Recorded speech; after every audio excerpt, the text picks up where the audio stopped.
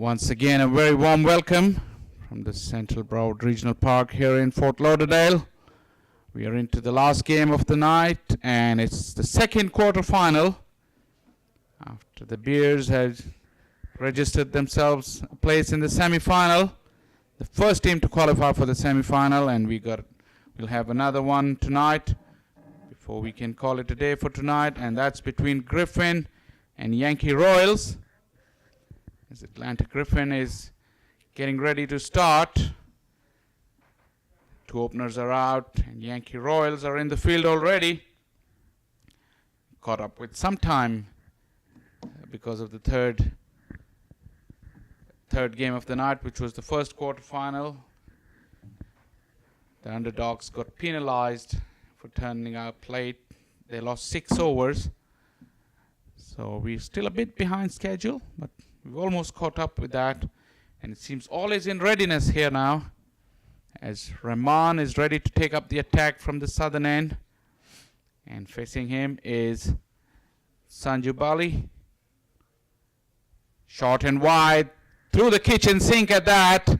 Excellent effort in the deep, but not good enough to prevent the boundary. That's a cracking start for the Griffins. Room on offer, but he connected it fantastically, went right off the meat of the bat. That would do a world of good for Suraj Bali. Boundary of the first ball. He's starting the innings with Morgan as Rahman gets ready once again. Delicate touch this time. Rotates the strike for a single. Suraj Bali goes to 5. And Griffin moves to 5 after 2 balls. I've got Lenny with me in the comm box. Still fresh after the long day. But the excitement and the entertainment continues here, Lenny. Yes, Shaw, and you have kept up well yourself. had a big dinner with the boys from Somerset Cavaliers. Pretty sure it was delicious. It was indeed. Quite a few of them are my previous colleagues from playing days, so. Yeah, you were mentioning off mic. A lot of the players have played with you, top class cricket in Pakistan. Yep, it was good to catch up with all of them after many, many years. But coming back to this game, it promises to be a cracking game of cricket as Rahman, once again short and wide, died on the batsman a little bit. Seems to have got stuck in the pitch. Yeah, I'm pretty sure with so many games happening on these tracks, they get tired. Absolutely. And you could expect a little bit of low bunks as a couple of more days left for this tournament. Once again, it felt like it was held in the pitch. But this time, Suraj Bali adjusted. Soft hands enables him to get crossover for a single. But I was going to say we must have to give credit to the ground man. He's done a sterling job with that much of cricket coming game after game.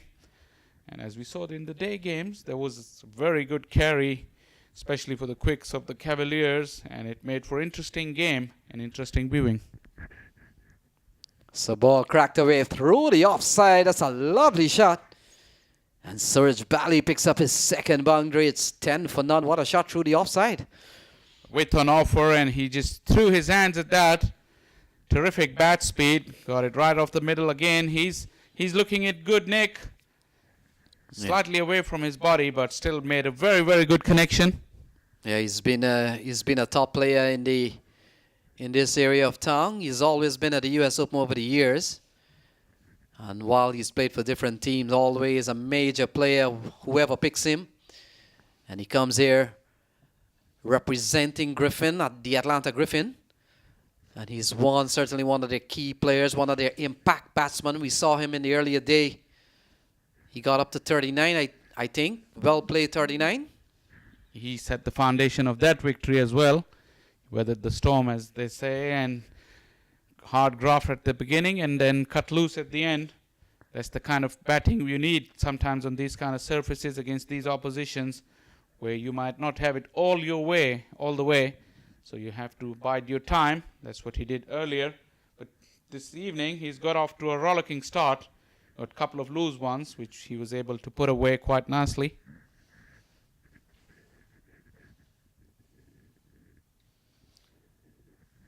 Nasiruddin starts off with a big wide. They have to stay disciplined to limit the Atlanta Griffins to a reasonable total. Each runs count here, and as the dew is descending on the ground, I could see that he's telling his captain he had a little bit of problem at his landing spot. Yeah, the famous excuse of why you're bowling leg side, and sure you've played enough cricket to know. As a bowler, oh, this is pulled away through the onside, and it goes away for 4. So good looking shot here from Morgan himself. Score goes up to 15, and Morgan picks up his first boundary. Good looking shot. That's a cracking boundary from Morgan. Got right inside the line of the ball and smashed it with the swivel on the right foot, a la Gordon Greenwich.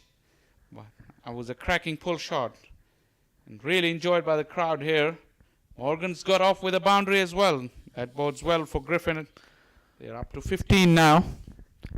Yeah, very good start here for the Atlanta Griffin. We're just in the second away. In fact, 7 balls have gone. They're up to 15 already.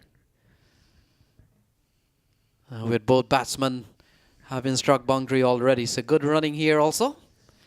Intelligent cricket, just dropped it right at his feet, soft hands, away from any fielder. Rotates the strike very nicely. That's good awareness from Morgan. And these two showing a lot of common sense. And if they continue at this pace for any length of time, they would have provided an excellent start to Griffin, who are 16 currently after 1.2. Yeah, good swing on the ball. Gets a very healthy slice. Runs down to third man, and it goes away for 4. So another boundary here. Score goes up to 20. Not controlled, but a productive shot. 13 to Suraj Bali. With an offer, and as they say, when you slash hard, it flew off the outside edge, and the third man was quite square. He had a long way to come around to his left, but he couldn't make it. And there's a quick change by the keeper. He's decided to come up to the stumps, seeing the batsman moving around the crease. Could be a good tactic. Yeah, sure, you're right on that. And those shots are always the shots that favors the brave. You've got to be brave enough to go for the big slash. In limited overs cricket, sometimes it flies anywhere, it doesn't matter. At the end of the day, it's a productive shot. Yeah, previous one was a good take from the keeper. Standing up without a helmet. So the entire country of the United States, some 50 states well represented. And Atlanta Griffin, as the name suggests, comes from the southeastern part of the United States, Atlanta. And I know the Yankee Royals comes from my hometown, up in New York. So they're enjoying some warm weather here, getting away from the cold. And they've had a good tournament, considering it is their debut entry into the U.S. Open. They've only come here for the first time and into the quarterfinal. The result is not bad. This is still to be decided. But Faisal, if you come to a mega tournament like this and you make the quarterfinal, I think money well spent, perhaps. Yeah, they've done quite well, considering this is their probably the first appearance. But I could tell you from personal experience, cricket is growing in Atlanta. I have come from north of Georgia, about 70 miles north of Atlanta, but I know that there's a couple of cricket fields over there as well, and the league games are played over there every week. So cricket to that part of the world is coming as well, and it's very heartening to see that they've made the quarterfinals out of all those teams. You must applaud them, and it is a good achievement regardless of what happens from here on end.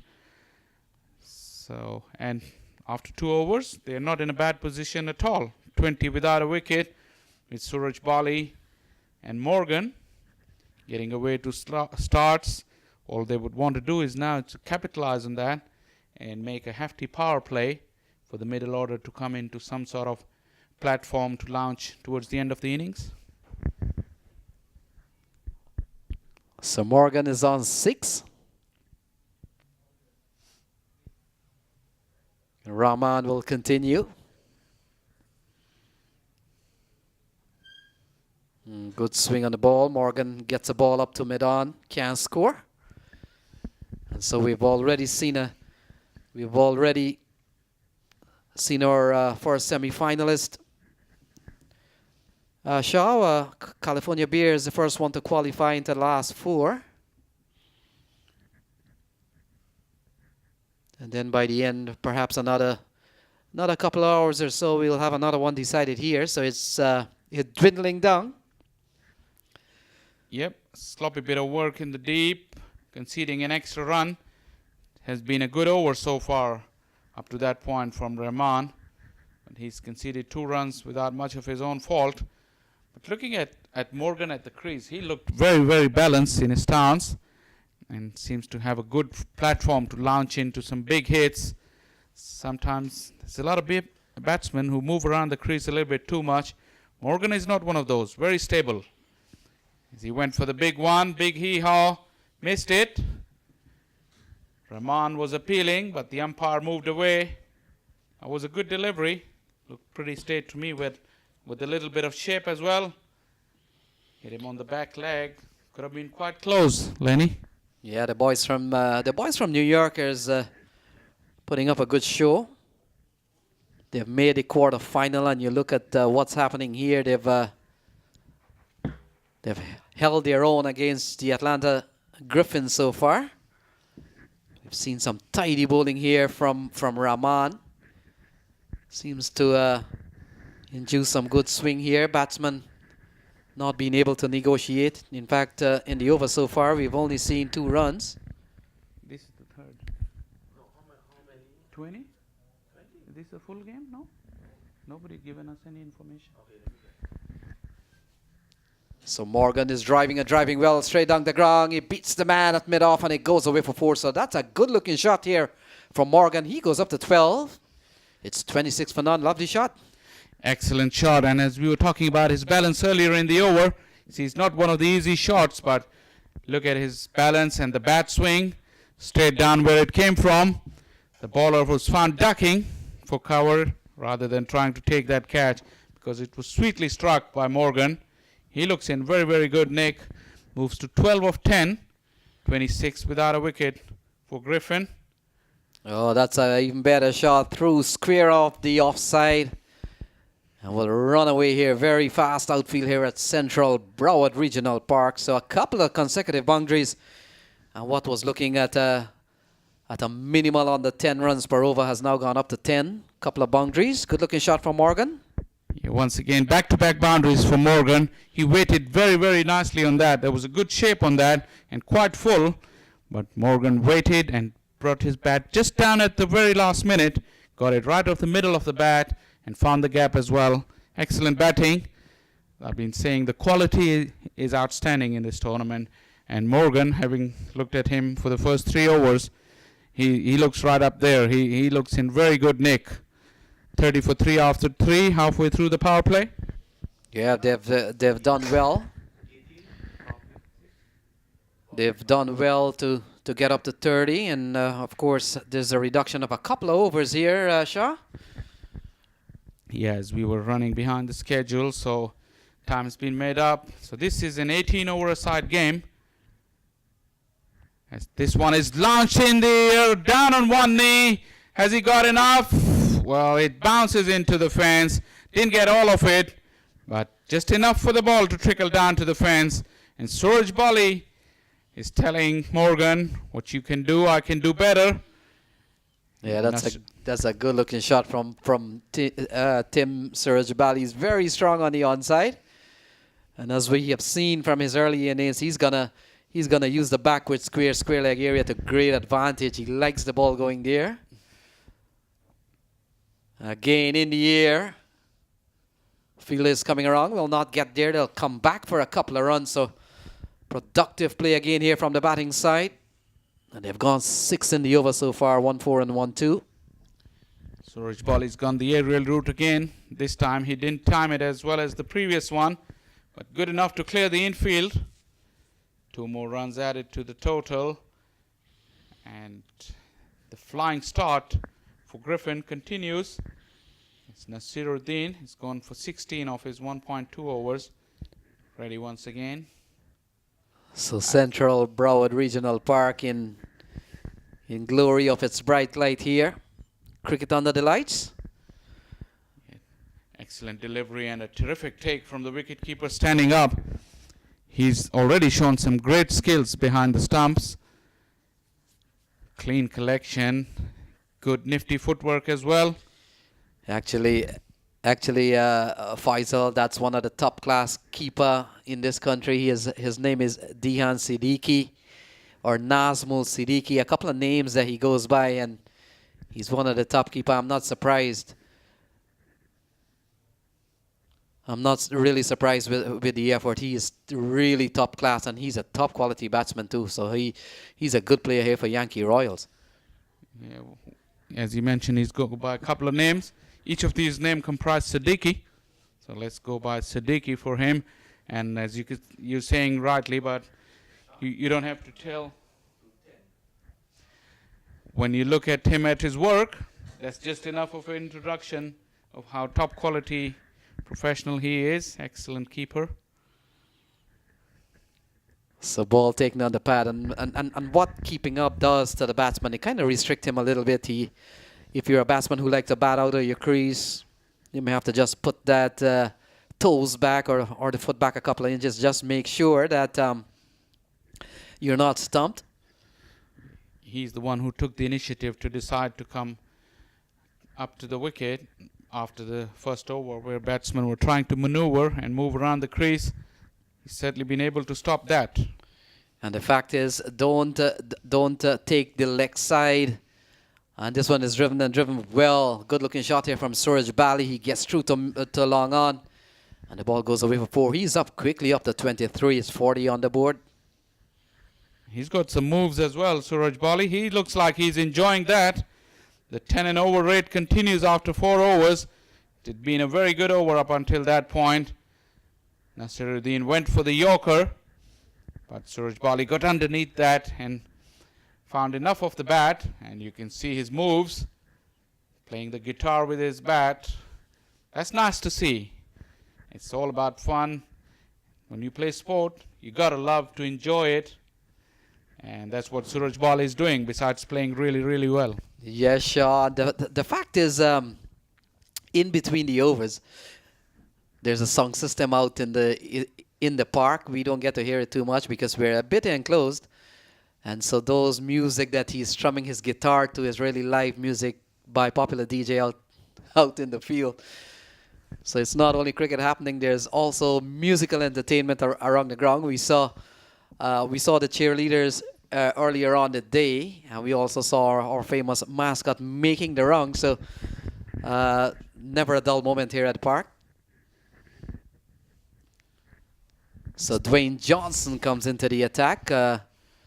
Another good player out of the New York area.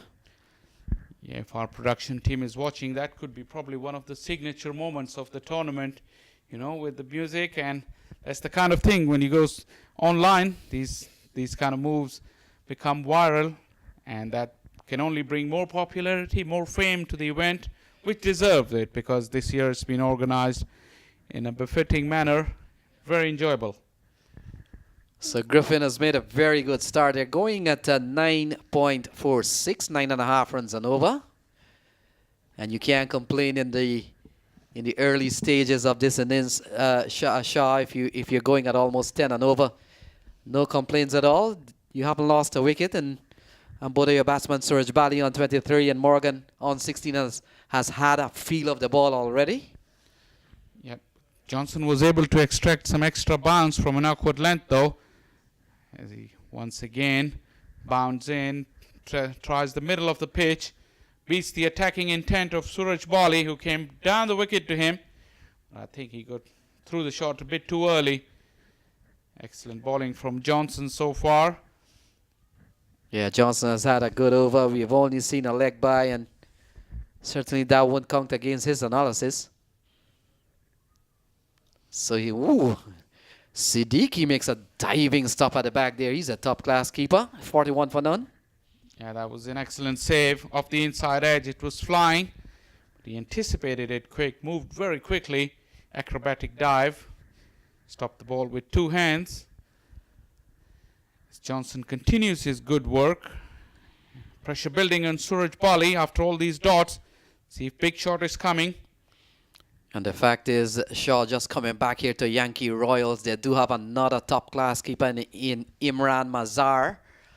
The fella up at the mid-off here. He's really their keeper, Imran Mazhar. And he's also top-class, but today he's given the glove to Dihan Siddiqui. Who is better? I will not go on public television and say that. Ball driven into the offside. Suraj Bali. In fact, the catch might have been taken here.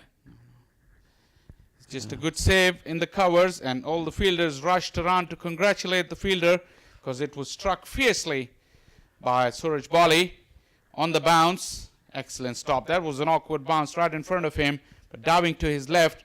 Is that Mazhar? He got the save. And talking about Mazhar, he's kept in one of the earlier games, and he too was a very, very good keeper behind the stumps, and he batted well as well. So the Yankee Royals have covered that base all right with two very, very good keepers in the same side who can bat as well. That's a luxury to have. Yes, Shaw, some of the best team, whether local or international or even at any level, they always come with a top-class keeper. He makes a big difference in your fielding unit. So it could be a bowling change here. We'll wait and see. And Griffin has started well. They're up to 41 in an 18-over game, with both Morgan and Suraj Bali among the runs already. They haven't lost a wicket yet.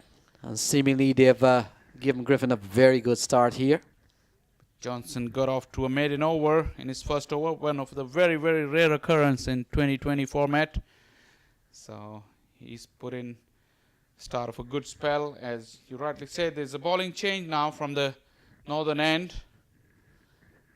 First ball was wide outside the off stump, went underneath the bat of Morgan. Since his dance moves, he's come on strike for the first time. Let's see if he's got something else to show as well to his fans. And the Griffin fans would ideally want a big over from him. Last over for the power play. So ball guided away here by Dean Morgan. Well placed. And it goes away for four. Another boundary. 45 on the board. It's always good to see the batsmen who can strike the ball really hard. See they've got the other side to their game, a deft touch. He just waited very, very late for that one and just let it run off the face of the bat. Collect an elegant boundary. And the batsmen, as the bowlers in this format, they have no place to hide. The good ones go for the boundary, and the bad ones sure do go for big ones as well. So it's a batsman's game, as they say, Lenny. Yes, Shaw, you're right on that. That's one of the irony of cricket. Some of the long hops will still get you a wicket, and some of those spearing Yorker with big pace dug out and struck for four, or better yet, a heartbreaking inside edge that passes the keeper, no matter how good you are. 46 on the board. What a start here from Griffin. We are in the sixth over. Being bowled here by Chowdhury. Yeah, and it took only 3 balls for Siddiqui to decide to come up to the stumps for Chowdhury as well. There's a big shout. Still appealing. Siddiqui, umpire thinking about it. In the end, he decides it was not out. But once again, a splendid take by Siddiqui. He's showing us the tremendous glove work. At pace, it's never easy. I can tell you that. But he's in top form. Excellent glove work from Siddiqui. Still talking to the umpire. He thinks he had one. But in tomorrow's paper, he won't see a caught Siddiqui bowled Chowdhury in the first over. Oh, slashing shot. Fielder gets onto it, takes the catch. Suraj Bali is gone. He falls for 23. 46 for 1. Chowdhury becomes the first man to take a wicket in the quarterfinal for Yankee Royals. Suraj Valley goes for 23. Yeah, probably justice done. Even a ball later, but New York Yankee Royals are not complaining.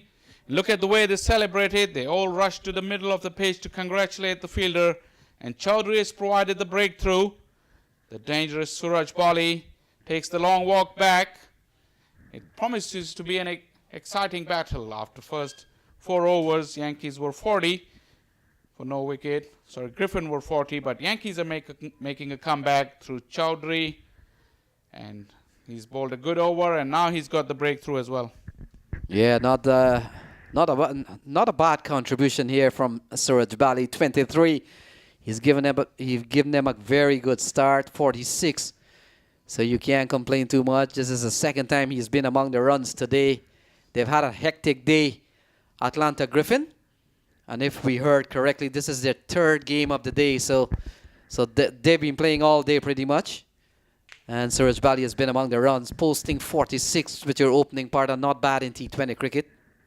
In T18 cricket. So we have to, at this point, keep reminding our viewers that this game has been reduced to 18 overs a side. As Chowdhury for the last ball of the over, for one slight fumble from Siddiqui. He looks disappointed with himself, sets himself high standards. A bye against the name probably is hurting him more than what the ball had struck his finger, because he's a top wicket keeper. And Chowdhury finishes strongly. He's 1 for 5 after 1 over and 47 for 1 after 6. The run rate is slightly shy of 8, 7.8 to be precise. With Morgan on strike, he's on 16.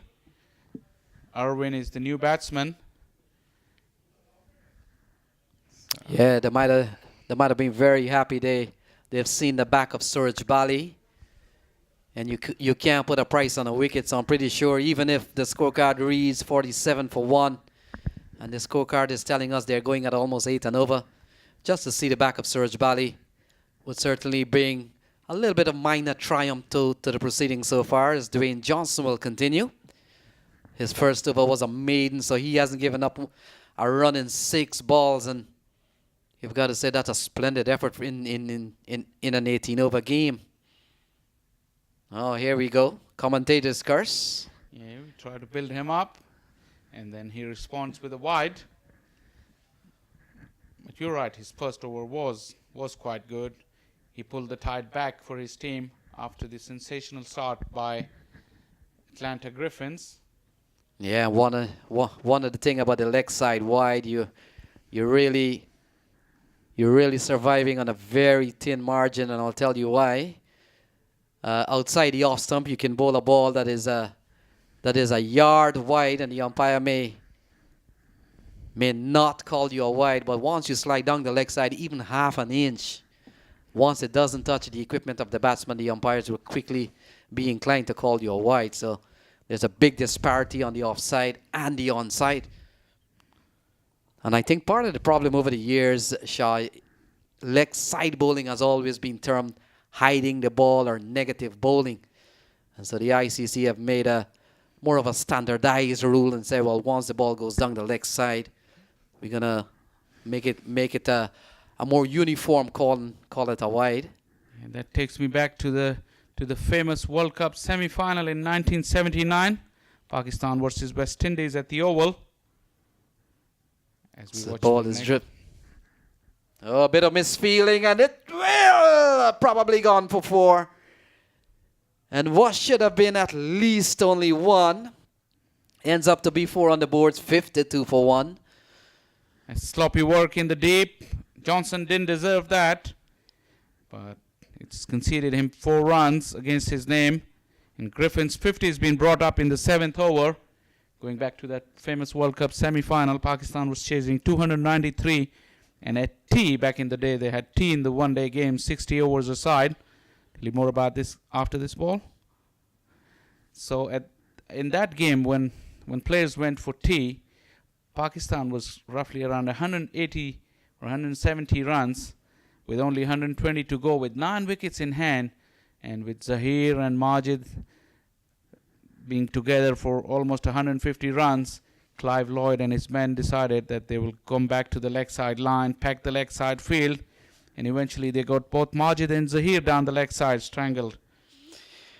So this is an offside wide. And yes, certainly Shaw, over the years, in fact, the same era that you were talking about, bowling leg side was always deemed negative, or as more of a cricketing term, you're hiding the ball. And so these days, it's a little bit more different, quite different. That as a batsman, you already know going down the leg side is not going to happen. So you've already, as a batsman, should be looking towards middle and off to face balls. I don't know why on earth I would go to that 70s and 80s era, because you're ready and waiting to jump on that time when it was the golden time of West Indies cricket, and probably the best team on the planet ever, the 70s and 80s of West Indies. As we watch the big shot, slightly higher, in my opinion, hit him on the thigh pad, as Irwin is telling Johnson, what you doing, man, this was too high. Yeah, a little bit of good friendly banter there. And one of the things that you've got to realize about franchise cricket is that friends and enemy, different days. And most of these guys, I'm pretty sure that Morgan and Irvin and Dwayne Johnson may have run into each other, may have played on the same team. And so they battle out in the middle there, but there's always a little bit of gamesmanship that happens here and there. After all, it's just a game. Yeah, absolutely right. This is the genuine gamesmanship, not the one between, famous one between Shane Warne and Marlon Samuels back in the day. Yeah, there have been some ugly ones. Dennis Lilly and me and that. Oh yeah. Yeah, there've been some real ugly ones where physical altercation has happened on the cricket field, as you mentioned, Shane Warne and Samuels and Lilly and me and Dad, all caught on tape. Yeah, there used to be a line between Lilly and Sylvester Clark, you the Bricky and me the Kiki. Yeah, and Famous incidents. It's surprising that you mentioned the 70s and 80s, because when you look back at Test cricket, those were the golden years. Because as you know, you've followed the game all over the world. When it came around to the 90s, one get the impression that Test cricket was beginning to probably lose some of the vitality it had in the 70s and the 60s. You're absolutely right. I would include 80s as well. Up until that point, still it was fierce. I happened to watch a video on YouTube the other day. It was an Adelaide Test match, Australia versus West Indies.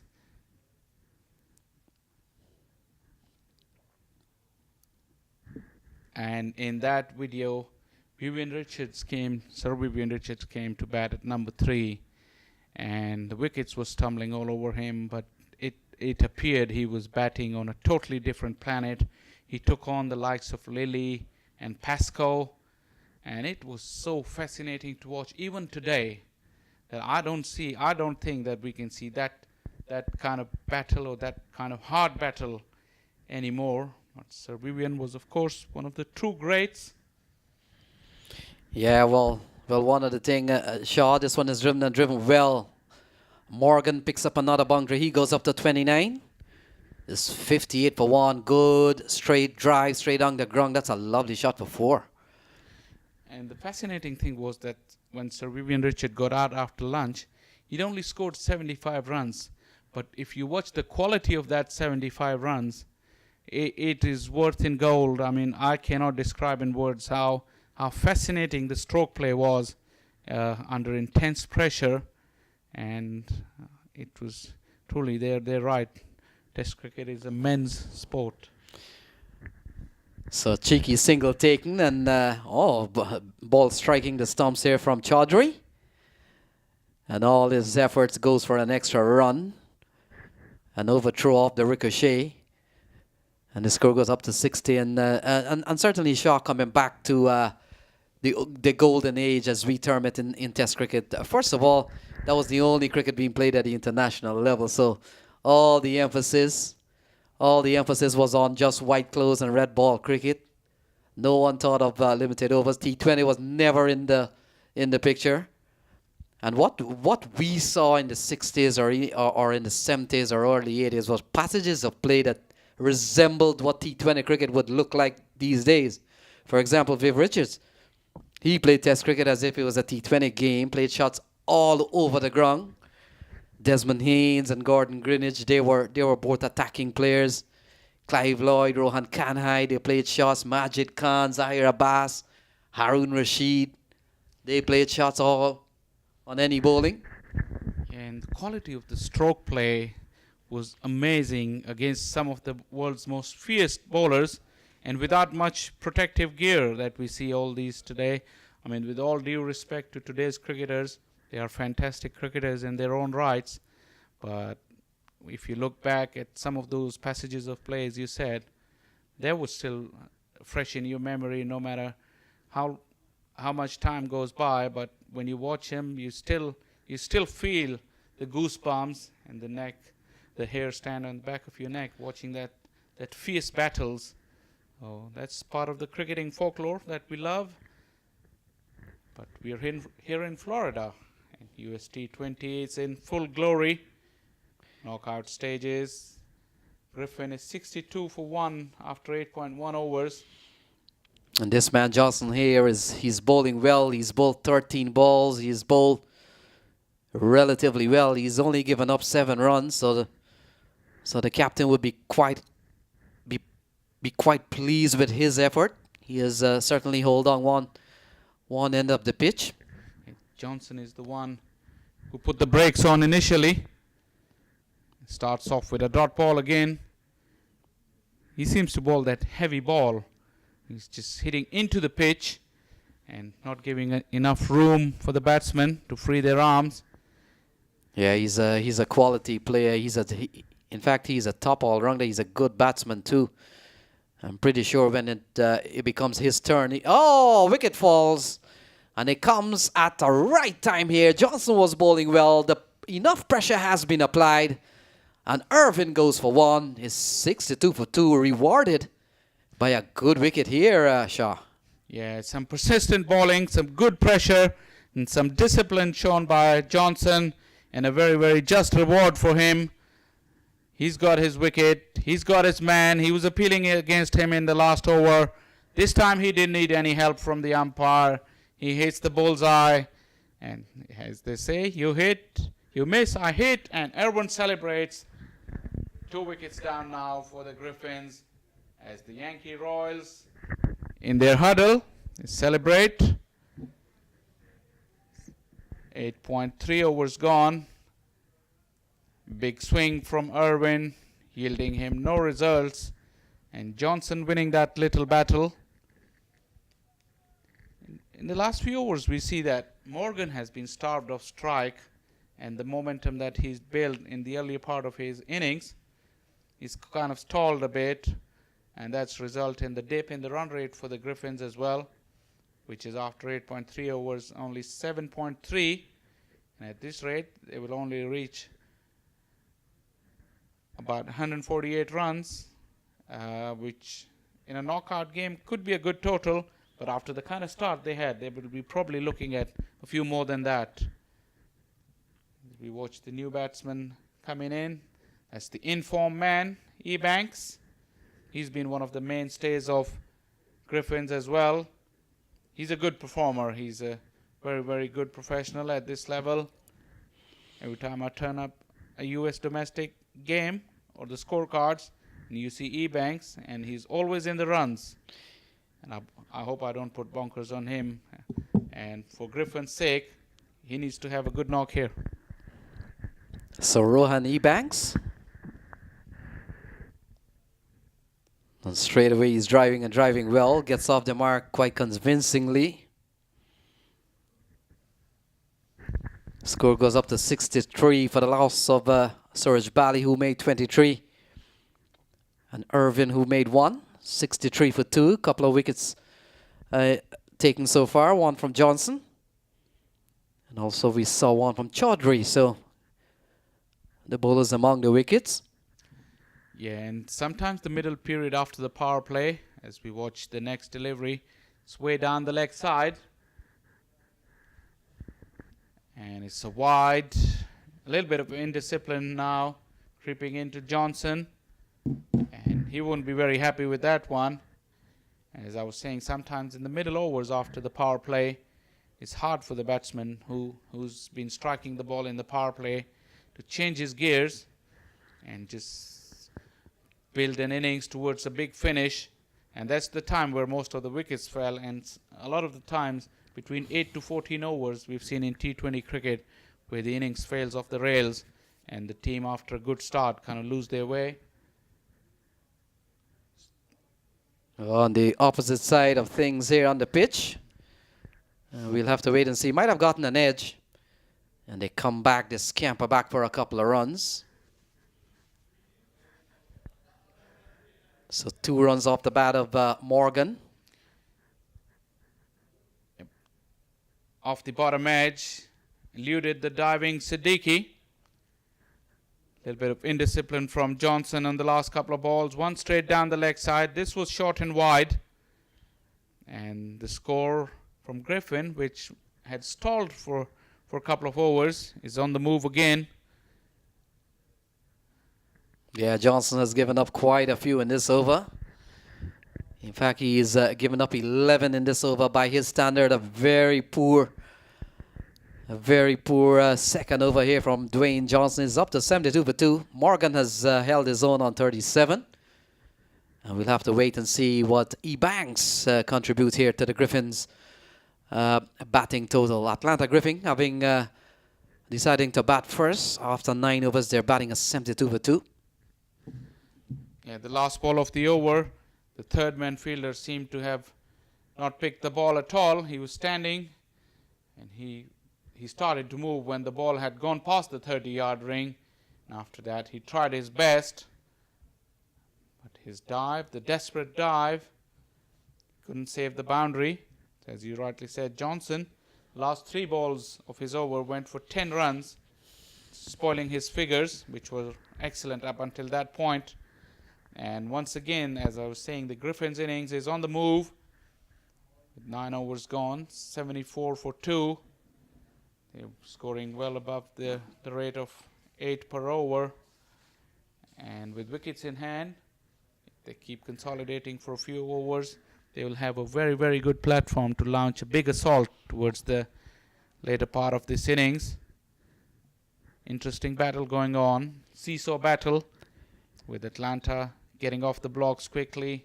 Royals making a comeback. And now Atlanta is on the move again. Yeah, they're going at exactly 8 and over. 54 balls still to be bowled, at least.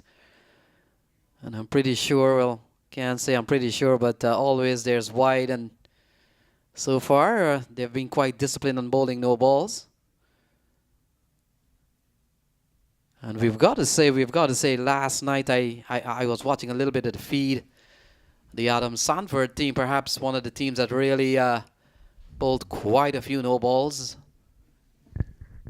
Oh, that was a very indisciplined start to their innings. When Walters decided that he's going to test the middle of the pitch and bowl short pitch deliveries one after the other, and he was called for no balls for short pitch bowling, not overstepping the crease. Yeah, in these days, no balls are heavily punished. The punishment is it's a free hit after that, so anything can happen on a free hit. You're not going to get a wicket on free hit unless the batsman is running aimlessly and carelessly. So we're watching Chaudhry. He's at a decent spell. And we've got 52 balls remaining.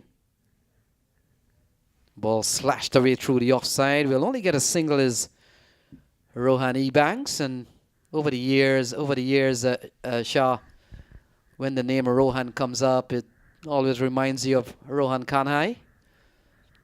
Absolutely one of the true legends of the game as well from yesteryears. It is said that Sunil Gavaskar named his son Rohan Gavaskar after Rohan Kanhai. Yep, that's absolutely true.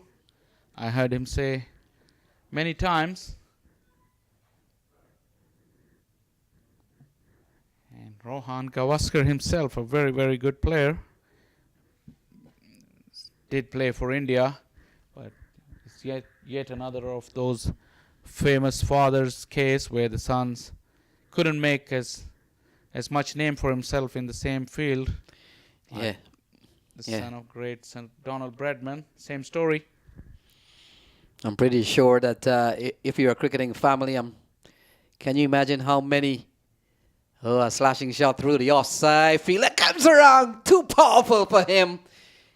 And it goes away for 4 off the bat of Rohan Ebanks. He goes up to 6. It's 80 for 2. A slashing shot through the offside. And even the best fielder in the world probably would have had some bit of challenge with that one. It traveled quickly. And the fielder, although came around quite quickly, wasn't able to hold on. That's a power shot. That went through him before he could dive. Went like a tracer bullet. The bat speed was enormous on that shot. And Ebanks put all his weight behind that. And the fielder had absolutely no chance with only 5 or so yards to cover. At a distance of about 75 meters, still couldn't make it. So ball chopped into the ground, not timed well. And they'll get a single. Ebanks is on 7, is Morgan on 38. 10 overs gone, 81 for 2. Ebanks looks in the mood, the way he's swinging.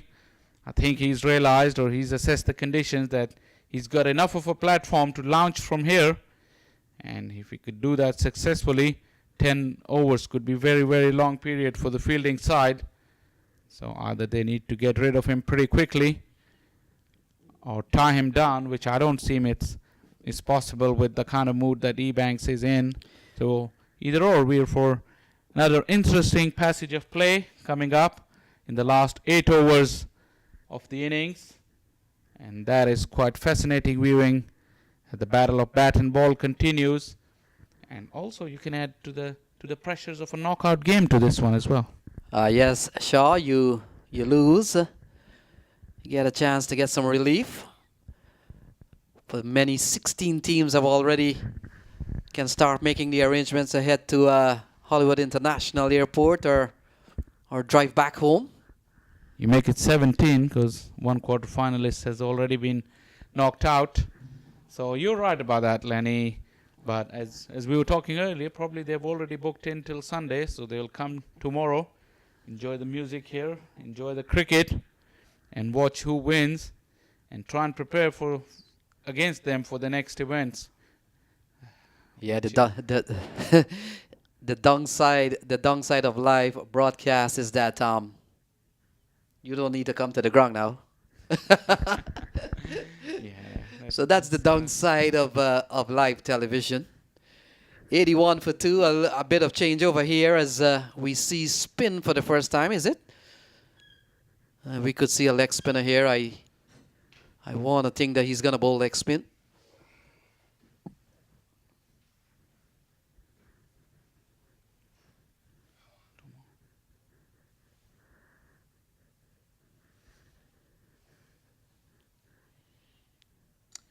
Yeah, Singh is into the attack from the southern end. Big shot and given. Singh has made the breakthrough on his very first delivery. And Ebanks, as we've been talking about it, he was in the mood. He was not going to hold back. He went for the big heave and got defeated by the flight and drift of Singh. He's delighted. So is his teammates. 83 for 3 now, Griffin. And a wicket at a very, very important juncture. Well, a perfect start to any bowling spell. You get a wicket off the very first ball. Can't want a better start than that. So it's 81 for 3. Singh has struck on the very first ball that he's bowled. Ebanks is gone. Not to be confused with Damien Ebanks, who has been quite a prolific scorer for the California Bears with already a century in the bag. That's Damien Ebanks. And we don't have all the information whether they're related or not. But Rohan Ebanks, he comes back for 7. And it's now 81 for 3. Yep, and Royals are still in the hunt, taking wickets at regular intervals. That's what they need to do throughout the innings to stem the flow of the runs. Because in this version, if you get away with one big partnership, that alone could take the game away from you. So Singh has made a contribution already, and he would like to add to this. And remember, it's an 18 over a side game. So 8 overs, only 7 to go after this. Yeah, to be exact, 47 balls remaining. Singh has made a very good start. Les Monroe has come out to the middle. Morgan is still there on 38. He started with Suraj Bali. He's been there from the start. And so he has held up one side here for Griffin. 47 balls remaining, so a run a ball will probably give them something in the vicinity of 130. And Yankee Royals, in their first appearance here at the US Open, have made the quarterfinal. They have made the quarterfinal where many team has not reached in several years of competition.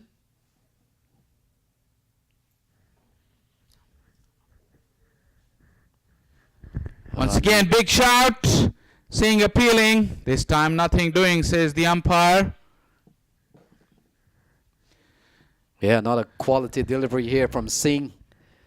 He has gotten a wicket off his first ball. He's asked a question, a big question to the umpire. And this time a wayward ball called a wide.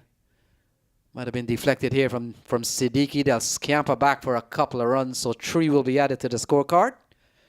It's 84 for 3. Yeah, but wayward delivery for once from Singh. Cost his team 3 runs. Asking difficult questions from his keeper Siddiqui, who's been brilliant otherwise. But this kind of ill discipline can result against your team in these tight contests, as we've been saying that the margins of winning and defeat in these games could be very little, and it could only come down to a slight mistake here and there. But Singh has made an amends immediately.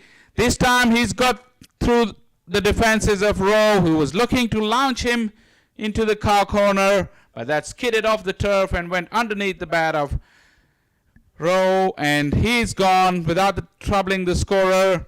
The wickets keep falling here at the Central Broward Regional Park, and Griffin has lost another one. 86 for 4 now into the 11th over, and this is a double wicket over for Singh, and he's only gone through 3 deliveries. Yeah, Aman Singh has picked up a couple of wickets here.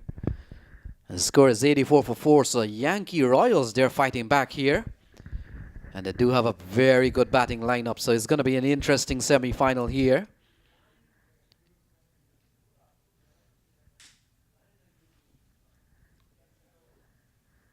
Both the teams, as we've been saying, if we have to remember that Griffin were 40 for no wicket after 4 overs. So an excellent comeback from the Royals. They held their nerves, and more importantly, they keep taking on wickets, which keep pegging the Griffins back. Every time it's a new start, though it has to be said, Morgan is still there. He's seen it all from the other end. He scored pretty much half of the runs from Griffin's side, just of 30 balls. He's the key for the remainder of the innings. And his good work can easily be undone if he loses his wicket now. His job is doubly important now to anchor the innings and bat right through and make sure that Griffin gets a reasonable total, because it's a knockout game. It can be a pressure game too. Chasing runs is not easy. So Anthony Scott comes into the middle on the pressure here in the earlier game that we saw him. He was out without scoring, so he gets off well here. And his first scoring shot of the day in 2 games that we have seen in the stadium. He gets a boundary and breaks the little bit of a stranglehold here from Singh. It's 88 for 4. Anthony Scott is on 4. Morgan is on 40. In fact, it's 90 for 4, sorry. In between the 2 wickets, Singh has bowled 2 freebies as well. One wide down the leg side, costing 3 runs, and another full toss outside the off stump. So he's gone for 7 runs. But more importantly, any cricket team or any captain would tell you that he would buy 2 wickets for 7 runs any time, any given day. Still a tidy over. You can't put a price on a wicket, and he's gotten 2 wickets in the over. You never can put a price on the value of a wicket. He's got a couple in the bag already in the over, and even if this ball goes for 6, I would still consider with 2 wickets in this over, very good over. Even though the shortest version of the game, the importance of wickets cannot be denied. So ball cut away, finds the gap, and runs away in a vacant backward point area. So a bit of contrasting end to a very well put together over from Singh. It's 95 for 4. Got to say, well played by Morgan. He came down hard on it. There wasn't much of a room, but Morgan is seeing them quite good. And he was able to time and place that one away from the fielder at backward point. A much needed boundary. And despite the wickets, Morgan's stay, as we've been saying, is very, very important in the way he's playing. If some of the Griffin batsmen were able to give him some support and allow him to bat through, I think Griffin would still end up with a very good total. But somebody has to put their hands up and stay with Griffin for at least a few overs. And Scott is the man on the hot seat right now, facing Chowdhury. Yeah, Chowdhury has bowled well. He's bowled 3 for 20, and he's picked up 1. So he will come into bowl to relatively new batsman Anthony Scott. And he gets a good delivery. They're asking the umpires. Umpire not interested. Look at Siddiqui. He's standing right at backward short leg and appealing for a leg before. That's a big telltale for the umpire as well, where he was heading. So that's what probably the umpire is thinking, because where Siddiqui was heading, that's where the ball was heading too. A decision goes against and the Royals. I gotta say, another year has come by. We've seen top quality umpiring. Some of the best umpires out of the country has been over the years coming to this event. So nothing new on that, but the level of umpiring has been excellent again. Led by Danny Khan. He's the president of the United States Cricket Umpires Association. And I think the man given the responsibility to coordinate all the umpires, and with so many games playing in so many grounds, might have been Muhammad Ali. Did see him such a busy guy, and well coordinated efforts here by the umpires. You're absolutely right. You can't deny the roles of good umpiring in cricket development. Yeah, the value of your tournament. This one is driven away nicely here by Scott. He continues to bat well here. A couple of boundaries in 9. And takes the score up to 99 for 4. That's a lovely shot through the vacant offside area. Yeah, he's a big swing with a big backlift from Scott. And Chowdhury provided him with the length. Much needed boundary. And the runs have started to flow back again. I mean, this is slowly but surely. We're seeing that Griffin are heading towards a decent enough total to put some pressure on Royals when they come out to bat. 99 for 4 currently.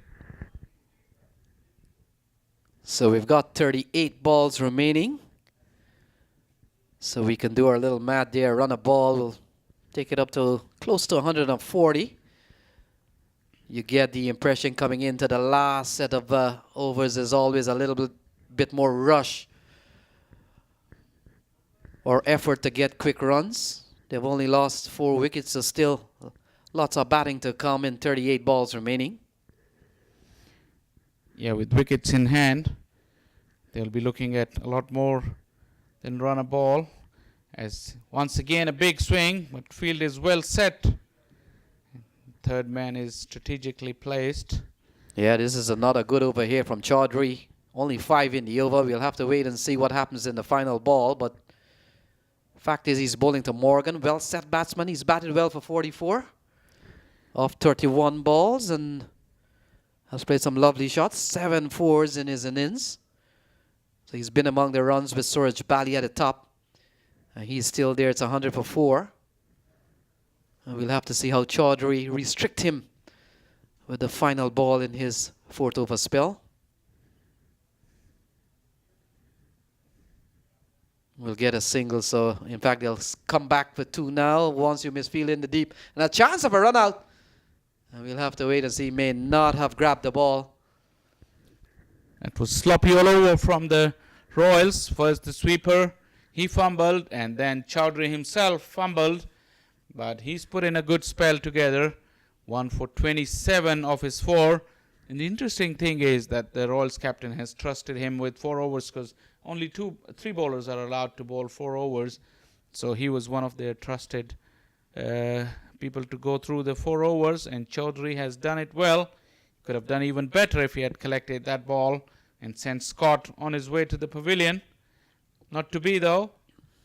Yeah, Faisal, you're right on that. And not only he was given the more than the full quota here, he was one of the select bowler to really come through and bowl. He bowled. I think did he bowl right through? I wanted to think that he bowled all his 4 in one spell. No elevation here as Singh continues, and Scott remains on 10. 35 balls remaining. Scott is also looking in dangerous mood. He's swinging as well. He's only thinking big hits once again. Got the inside edge. Yeah, can't disagree here. They have lots of wickets in hand. They got 6 wickets, and balls dwindling here. 34 balls to be exact. So somebody has to take charge. He's got to pick his spot though, Lenny. No, that's a lovely shot again. And gone for 6. Gone for 6 finally. Dwayne Johnson had a bit of play on it. He was wanting to do a little bit of volleyballing to get the ball back into the field of play. That eludes him. It's too high and has gone for 6. Good looking shot here from Scott.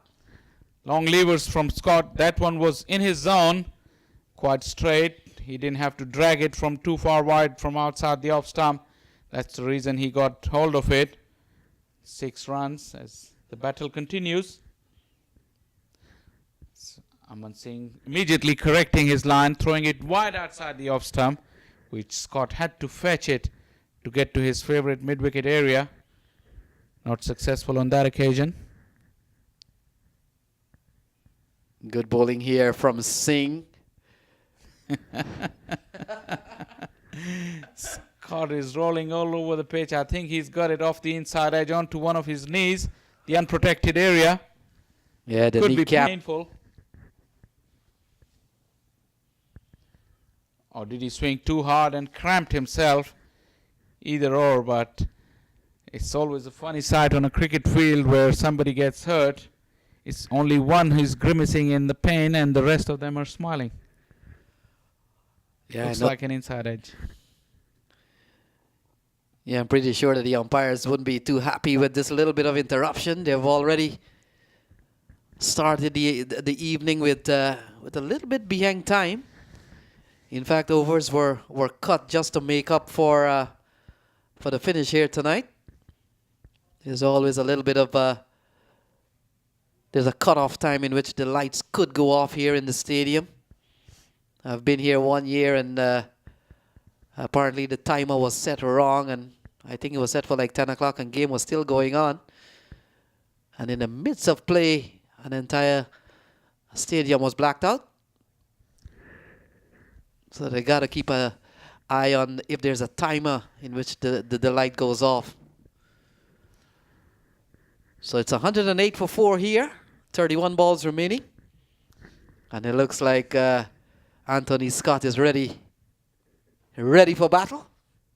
Wounded or not. One delivery from Singh to go. Nice loopy delivery, drifted in. This time Scott was able to get it away. End of the second over from Singh. His figures are 2 for 19 after 2.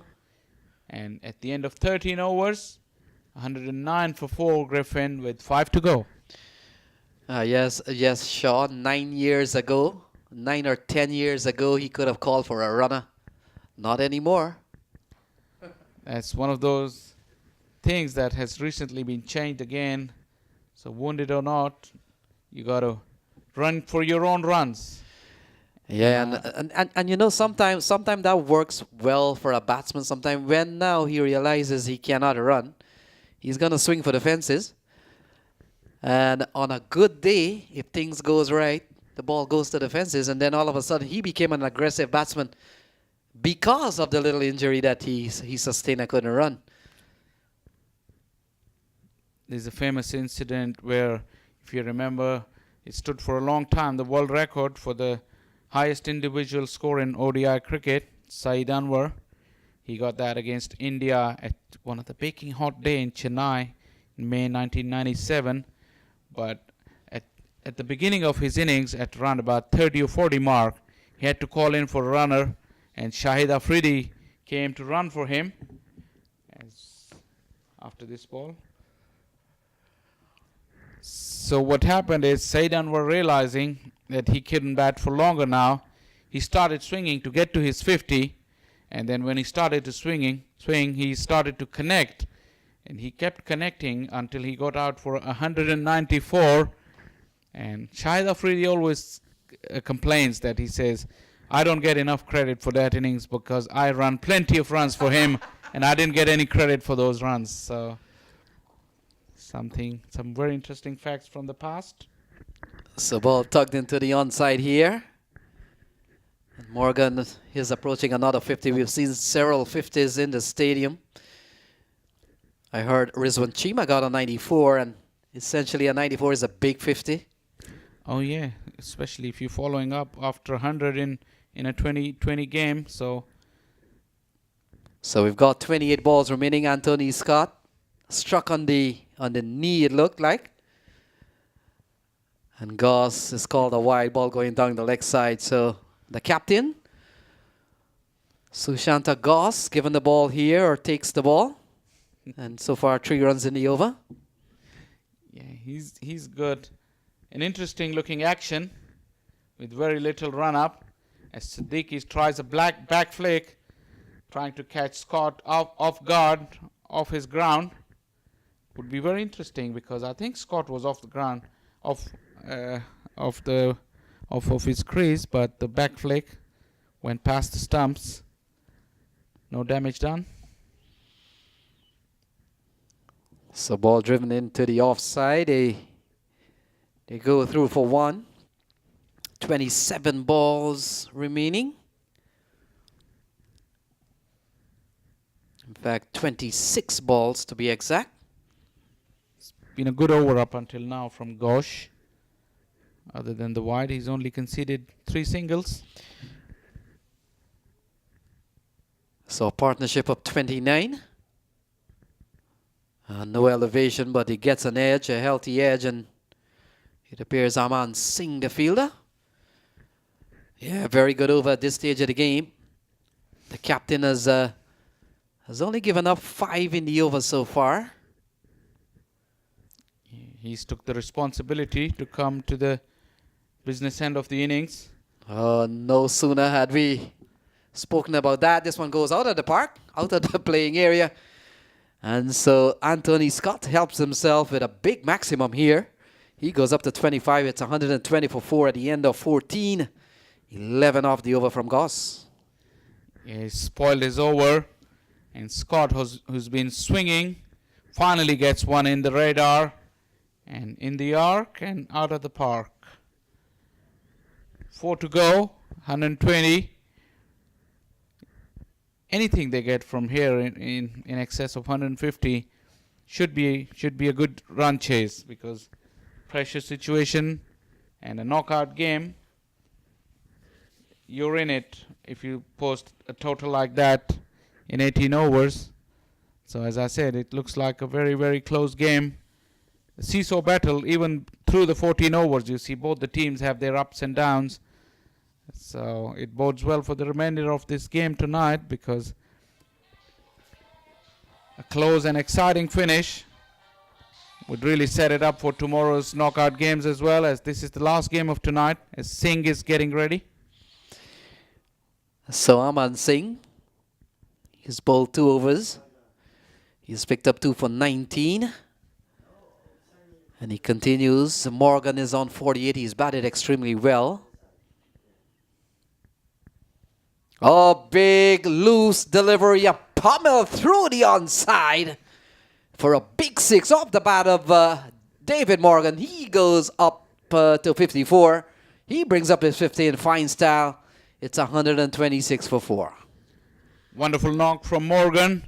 He's been the mainstay of this innings. He got a belligerent start, but he hasn't had things all his way. But he fought through the middle period, and now he's ready for a grandstand finish. Excellent 50, a well-deserved one. He got a bit of power, a bit of placement, precision, everything.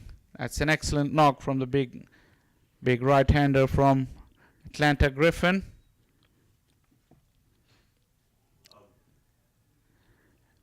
Just as soon as he completed his 50, he went for the big one, and the skipper, a bit of a juggling act, but he was able to get hold of that catch. An excellent breakthrough for the Royals, as Morgan, after completing his 50, was looking to cut loose. The ball slipped off the hands at the first attempt, but he showed good awareness and made sure he caught it on the second attempt, as Singh's wicket spree continues. Third wicket of the innings for him.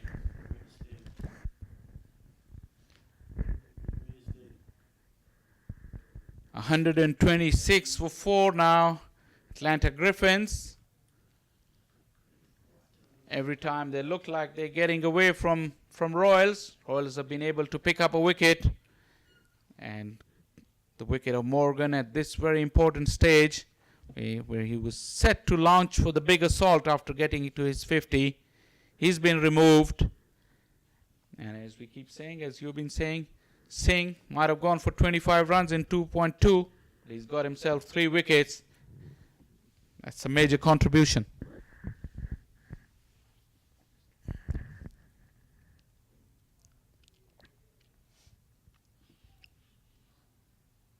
So Owens is a new batsman, but not on strike.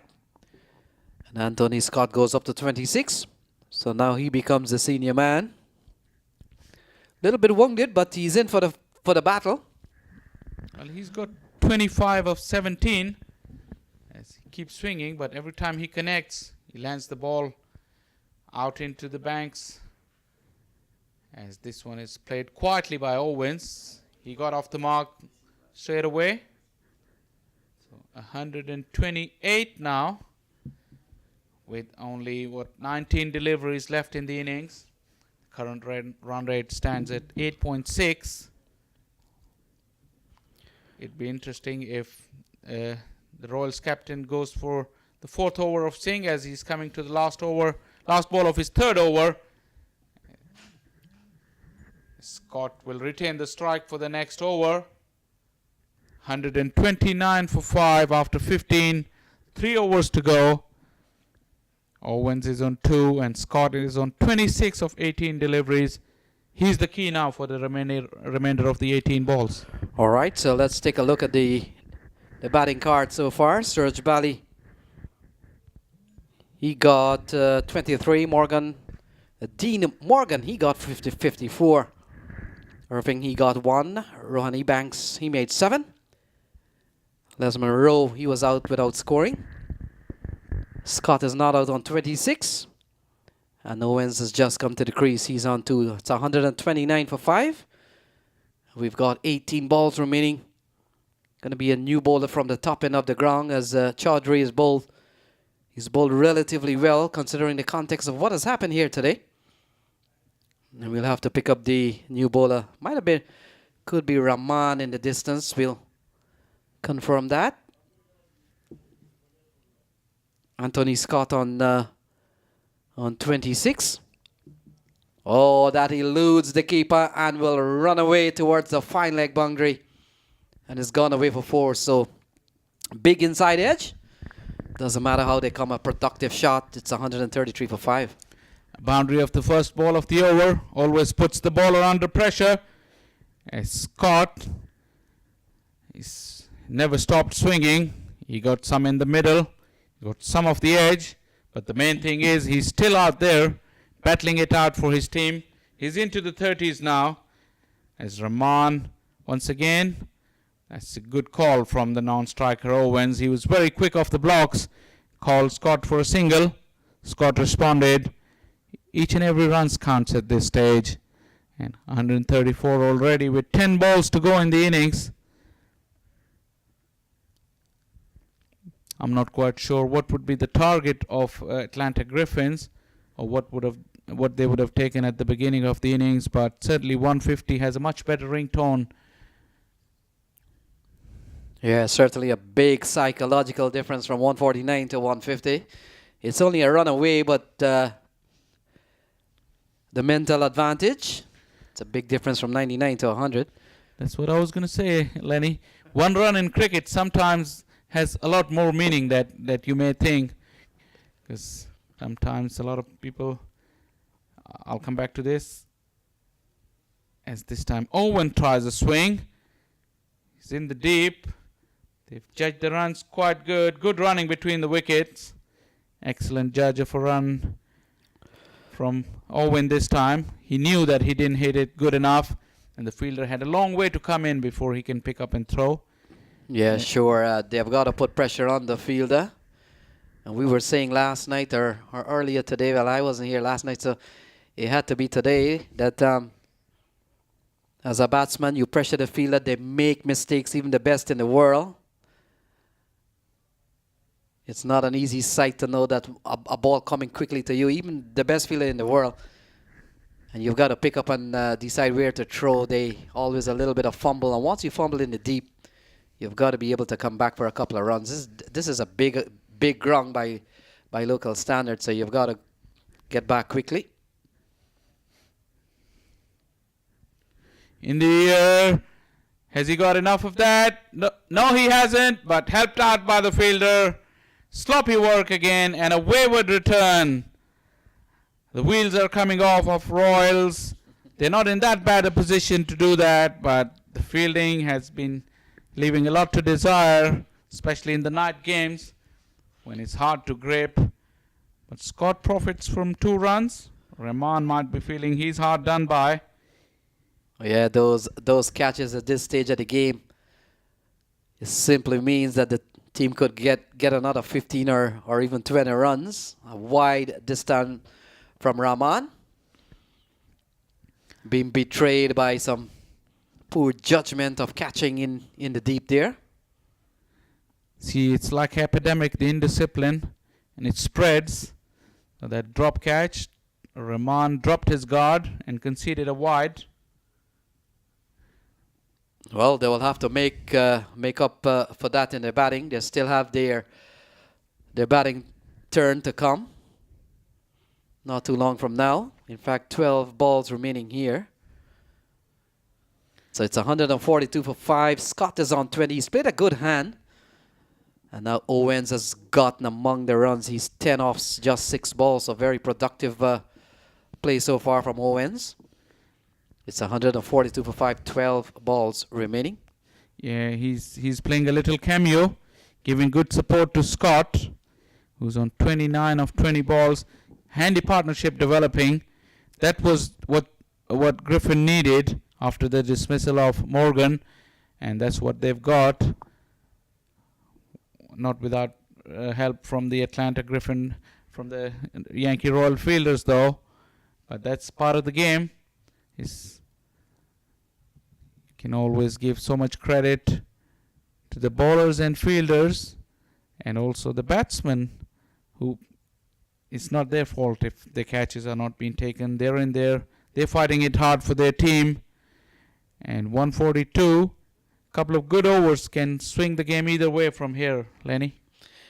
So Dwayne Johnson, he comes back. Oh! Dwayne Johnson picks up his second wicket through the shot of Scott. Hits the stumps. And another wicket goes down here for the Atlanta Griffin. They're batting at 142 for 6. Dwayne Johnson strikes. He's now picked up his second wicket. Johnson has been very impressive. That was another very good delivery. A slow delivery, well disguised. Ebanks was swinging too hard. Eventually he lost the grip of the bat. Looking perplexed, looking at his handle and his gloves. but the damage had already been done. Johnson's coming to the party, and as I said, 2 good overs can take the game to either side, and Royals have started off well through Johnson here. 142 for 6, and as we've been saying, we can't stress enough that the fall of wickets is the best way to stem the flow of runs. Another good partnership has been broken. Yeah, certainly. Griffin would have been hoping that they can push on here with 11 balls remaining. Now they've gotten slight setback here, a big wicket. And Anthony Scott is back in the hut. So new batsman is Khan.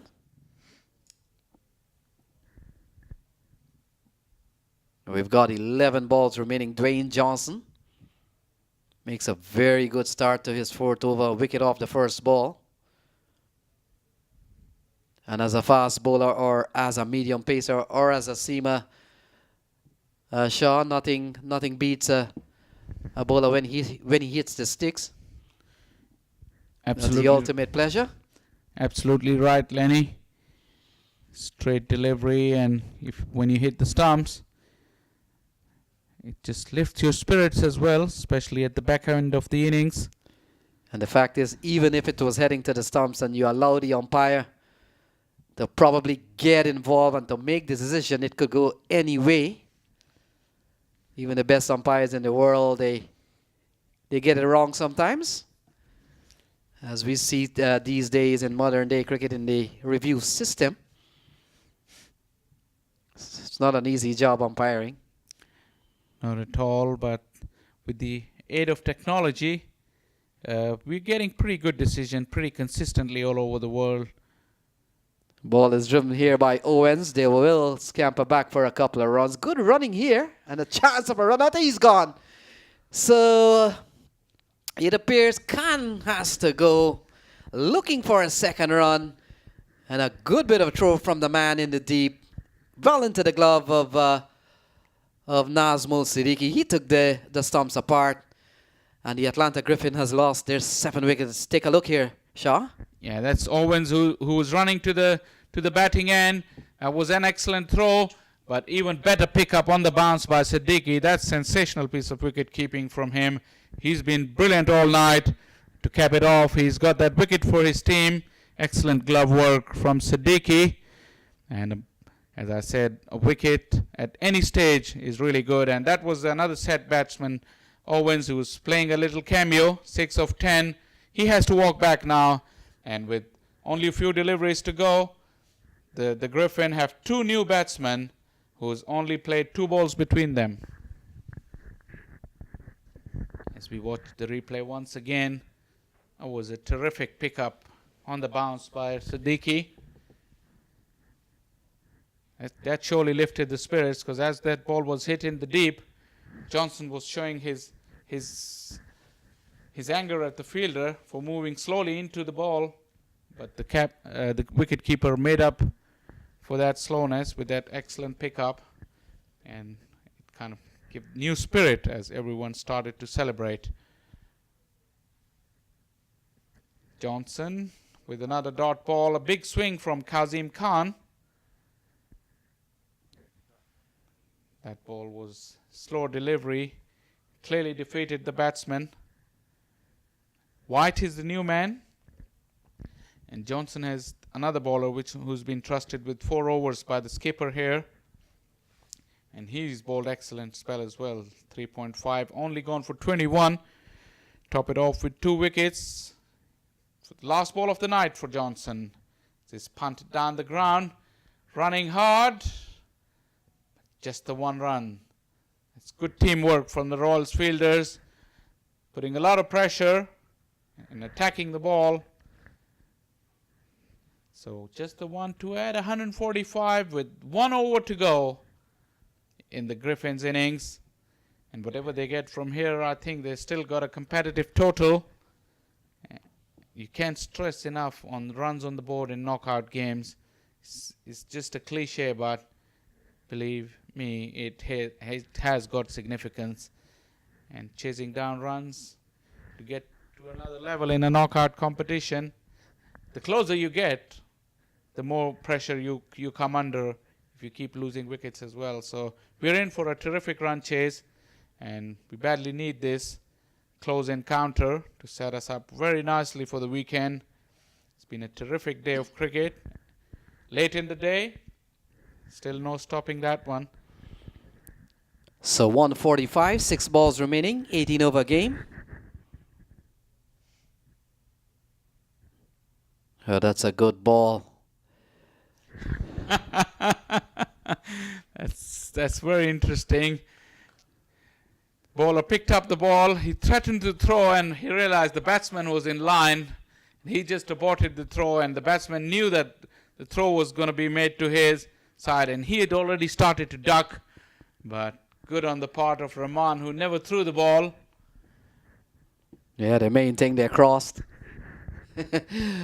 Makes a big difference here. Another run is added to the scoreboard. It's 146. Couple of runs here on top. So it's 148, 4 balls remaining. Another splendid pickup by Siddiqui.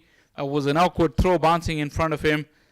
With his kind of skill, it'll be the best option. When you're throwing from the deep, it's better to choose the keeping end, because the ball is skidding on the turf from the deep. And we've seen so many overthrows being conceded when it's thrown to the bowling end, where the bowler gets surprised by the bounce. But look at that replay. Easy as you like. Oh, that's a good looking shot here from Khan.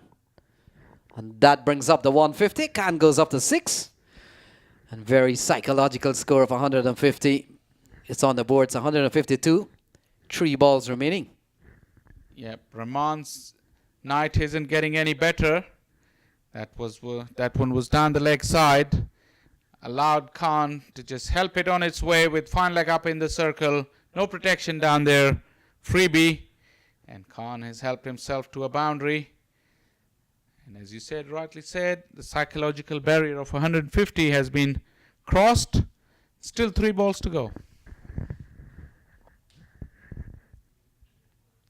So swing and a miss, and it appears to be an edge caught behind. It's once again a sensational take off the inside edge. Siddiqui makes it look ridiculously easy. And the appeal was there, and the umpire finally raised the finger.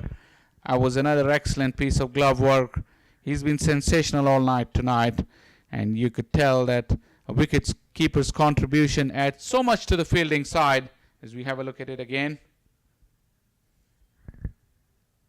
Yeah, we see Lenroy White, the non-striker, with all the... he is already down the other side and caught behind, being sent back. So the new batsman will be the man on strike. If you look closely at Siddiqui, it started to move towards his right before he realized there was an inside edge. Yeah. And such agility for such a tall man, he had to go really low to get that ball cleanly. He done it very, very easily and celebrates in style with a bit of a swag. 8 wickets down. And now Bino is the new man in. He's going to take up strike for the final 2 deliveries with everything to play for, in my opinion. Yes, Sean, watch for the non-striker to run whatever happens here. Look at this. 6 runs in the over so far. And a good drive here. They're looking for 2. White is running back quite quickly. The throw comes in, given out.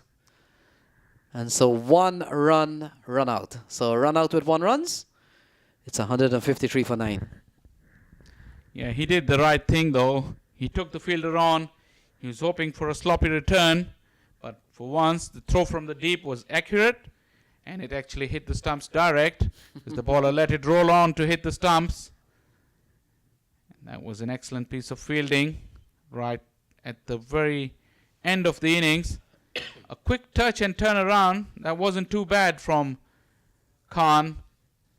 But the throw beat him to the crease.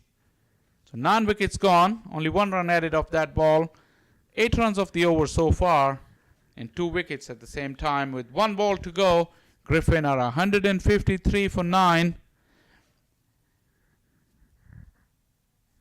They've achieved the run rate of 8.6 so far. Not a bad effort at all. As we watch for the last man to show up from the pavilion.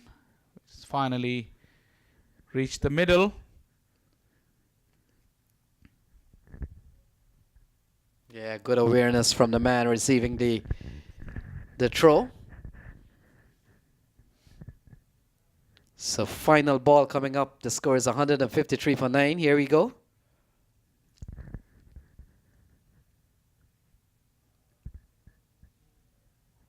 So that will close it off. A good over. A good final ball. And so Atlanta Griffin, they end at 154 for 9. A 154 for 9. When play comes back, when it's Royals' turn to bat, they'll require 8.56 as their required rate. And Shaw, a good score. We could see a good match here into the night. Yeah, very good game in the offing, because 154 for 9 means a target of 155. And the mainstay of the innings was Morgan, scored 54 of 37, part of a good opening stand with Suraj Bali, who made 23. And Scott contributed with 29 and Owens 11 runs. 18 overs. It's a reduced overs game, so 18 was all that Griffins got, and they made 154 for 9. Pick of the bowlers was Aman Singh in terms of the wickets, but in terms of accuracy and control, Johnson and Chowdhury were quite good. They went for 22 and 27 respectively in their 4 overs, picking up 3 wickets between them. So when we come back, the run chase will be on. 155 to win for Royals to book a spot in the semi-final to join with the California Bears, who's already there. So we'll take a short break and we'll be right back with the run chase.